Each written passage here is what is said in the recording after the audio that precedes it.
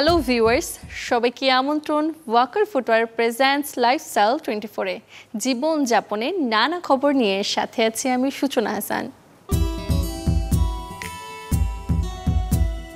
হঠাৎ রাজনৈতিক অস্থিরতা, পরিস্থিতি স্বাভাবিকে কারফিউ জারি, এর সব কিছুতে ব্যবসায়িক কার্যক্রম বন্ধ শপিং জোনগুলোতে। দর্শক, আজ আয়োজনের শুরুতেই জানাবো পোশাক ব্যবসায়ীদের বর্তমান পরিস্থিতি, জানাবো কতটা ক্ষতির মুখে পড়েছেন তারা। কয়েকদিন ধরেই সারা দেশে চলছে কারফিউ। সীমিত সময়ে দোকানপাট ও শপিং মল খোলার নিষেধাজ্ঞা থাকায় রাজধানীর বিপণী বিতান থেকে শুরু করে ক্ষুদ্র সকল ব্যবসায়ীরা পড়েছেন বিপাকে।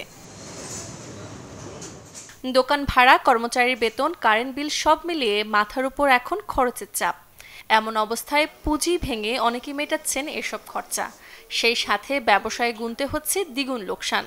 এক পর্যায়ে বিসমিল্লাহ বাট্টা করতে গেলেই মানে কষ্ট হয়ে যায় অনেক। কাস্টমারের অবস্থা এত খারাপ, আসলে ভাবতে পারিনি আমরা। কিন্তু এখন আমাদের স্টাফ আছে, দোকান খরচ আছে, নিজের খরচ আছে, এগুলো কিভাবে মেনটেন করবো আমরা হিমশিম খাচ্ছি এই ব্যাপার নিয়ে। সবারই আর্থিক অবস্থা খুবই খারাপ, শুধু আমাদেরটা না, আসলে মানুষ কিনবে তাদের কাছে তো টাকা থাকতে হবে।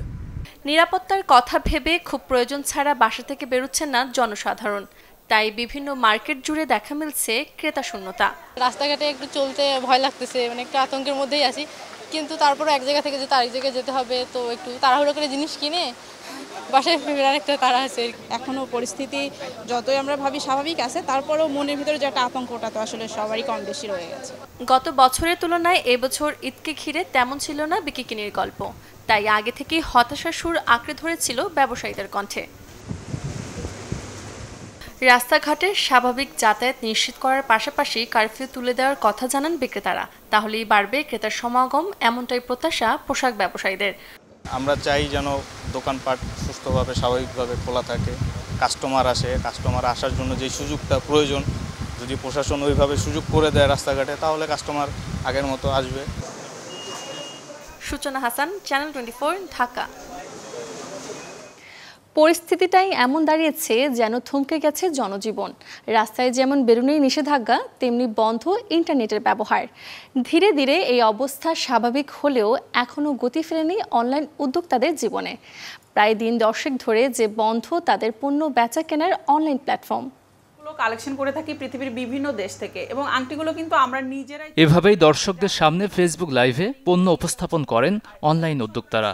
পণ্যের মান ও ধরন বুঝে অর্ডার করেন ক্রেতারা। ইনবক্স করতে হবে অথবা আমাদের দেওয়া হোয়াটসঅ্যাপ নাম্বার। হঠাৎ করে ইন্টারনেট বন্ধ হওয়ায় ধস নেমেছে অনলাইন কেন্দ্রিক এই বেচা বিক্রিতে, আর এতে অনেকটাই দিশেহারা উদ্যোক্তারা। ফেসবুকে মেসেঞ্জারের মাধ্যমে ম্যাক্সিমাম কাস্টমাররা অর্ডার দিত, মেসেঞ্জারও বন্ধ, যার কারণে আমাদের সাথে কাস্টমারের সাথে কমিউনিকেশন একদম ফুল স্টপ। আমাদের দোকান ভাড়া, স্টাফ খরচ, আমাদের নিজেদের সংসার খরচ, বাচ্চা কাচ্চার স্কুল খরচ, সব কিছু মিলাইয়া মানে আমরা একটা বিশাল ক্ষতির মুখে পড়েছি, এবং সামনেও আরও বড় ধরনের ক্ষতির মুখে পড়বো যদি অনলাইন দ্রুত চালু না হয়। এবার আমরা দেখবো যে আরং কটনের একটা কালেকশন। তবে অনলাইনে শুধু পোশাক গহনা নয়, খাবার নিয়ে কাজ করেন যারা, তারাও আছেন বেশ বিপদে। খাবার তৈরি, অনলাইন কর্মশালা কিংবা এ সম্পর্কিত কাজেও ঘটেছে ব্যাঘাত। খুব কম ক্লায়েন্টের কাছে হচ্ছে ফোন নাম্বারটা সেভ থাকে, তো অনেকে ফোন করেছে হয়তো বা দূরে ছিল, আমরা হোম ডেলিভারি দিতে পারি নাই, ওই জন্য ওরা নিতে পারে নাই। তো এটাই হচ্ছে মেইন প্রবলেম। পুরো দেশে যেহেতু কারফিউ চলছিল, তো হোম ডেলিভারি সার্ভিসটাও আমাদের বন্ধ ছিল।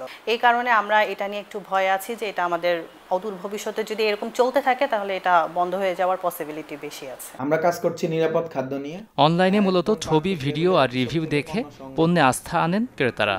তবে ইন্টারনেট ফেরত আসলেও এখনও সক্রিয় হতে পারেননি ব্যবসায়ীরা। ইন্টারনেট কেন্দ্রিক এ ধরনের সমস্যা যেন অদূর ভবিষ্যতে ব্যবসায় প্রভাব না পড়ে, তেমনই দাবি উদ্যোক্তাদের। দিয়ে ডিজাইন করার চেষ্টা করেছি, এবং বড় আঙ্গুলগুলোতে গাজী আনিস, চ্যানেল 24, ঢাকা।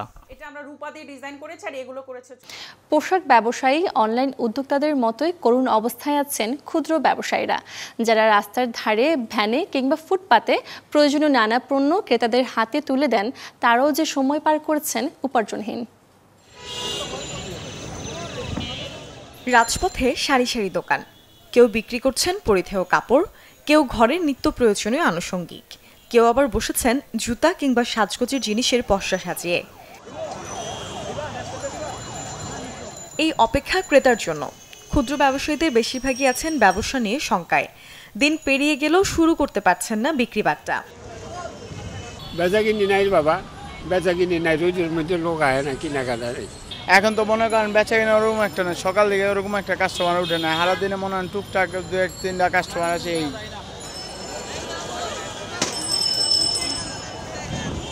দেশে চলমান অস্থিরতার এই উত্তাল সময়ে বিকাল 5টা থেকে কারফিউ শুরু হয়। ব্যবসায়ীদের মতে মূলত বিকালের দিকেই জমে ওঠে বেচাকেনা, কিন্তু বর্তমানে সেই সময়ই গোটাতে হচ্ছে ব্যবসা, যা রোজকার দিনাতিপাতে ফেলছে মারাত্মক প্রভাব। সাধারণত ছোটখাটো নিয়ে বসে রয়েছি, কাস্টমার নেই একে, তো দ্বিতীয়ত আর সেল নেই, আর 5টা বন্ধ হয়ে যাচ্ছে আমাদের। মানুষ 10টা-11টার আগে মানুষ আসেই না, তারপরে মনে করেন খুললে হয়তো বুনিবারটা এরকম ধরনের কিছু হয়। টাইমটা যদি মনে করেন 8টা-7টা পর্যন্ত যদি একটা ব্যবস্থা করে দিত, তাহলে বিকেলবেলা টুকিটাকি কিছু হইতো। এই ক্ষুদ্র ব্যবসায়ীদের অনেকেরই পেট চলে দৈনন্দিন বিক্রিবাট্টাকে কেন্দ্র করে, তাই সরকারের কাছে প্রত্যাশা রয়েছে ব্যবসায়ী বান্ধব সিদ্ধান্তের। মূর্ছনা ঐশী, চ্যানেল 24, ঢাকা। পৃথিবীর ভেতর অন্য আরেক জগৎ, কল্পনার নানা রঙের প্রযুক্তির মিশেলে আপনাকে দেবে অন্যরকম এক অনুভূতি। বলছি দুবাইয়ের ওয়াফি সিটি মলের অ্যামিউজমেন্ট পার্ক আয়া ইউনিভার্সের কথা। দর্শক, চলুন ঘুরে দেখে আসি আয়া ইউনিভার্সের এক ঝলক।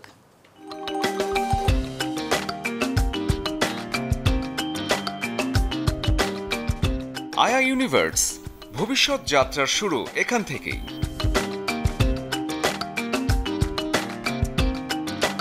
এই এক অন্য জগৎ, যেখানে ঢুকে নিমিষেই হারিয়ে যাওয়া যায় নতুন এক দুনিয়ায়।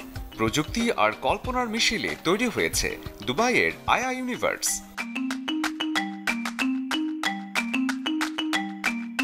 দুবাইয়ের বিখ্যাত ওয়াফি সিটি মলে সারাদিন কাটিয়ে দেবার মতো আশ্চর্য এক অ্যামিউজমেন্ট পার্ক 2022 সালে সবার জন্য উন্মুক্ত করে দেওয়ার পর মাত্র 19 মাসে পার্কটির আনন্দ উপভোগ করেছেন 7.5 লাখেরও বেশি ভিজিটর। সম্পূর্ণ বিনোদনের জন্য আমরা এটা তৈরি করেছি। যারা এখানে আসবেন তাদের জন্য অপেক্ষা করছে জাদু আর বিস্ময়। দুর্দান্ত এক অভিজ্ঞতা অপেক্ষা করছে আপনাদের জন্য, যা আপনাকে বিস্মিত করতে বাধ্য।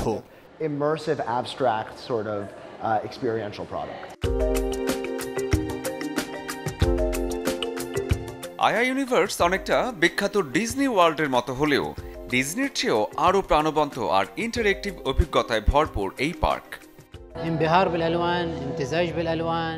আমরা অনেক রং আর রঙের খেলায় মুগ্ধ হয়েছি।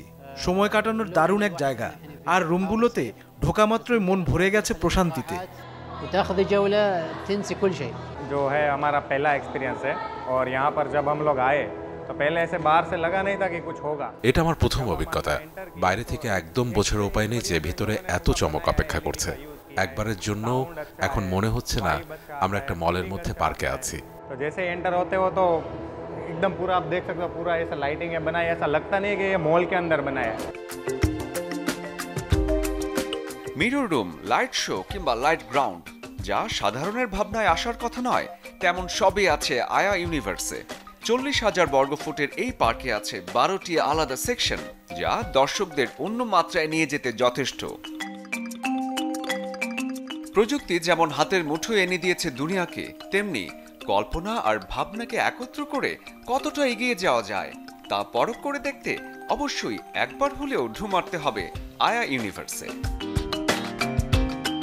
শরীফুল হক, চ্যানেল 24। আয়োজন শেষ করব, তবে এক নজরে দেখব সোমবার কোথায় কোন মার্কেট কিংবা শপিং জোন থাকবে বন্ধ।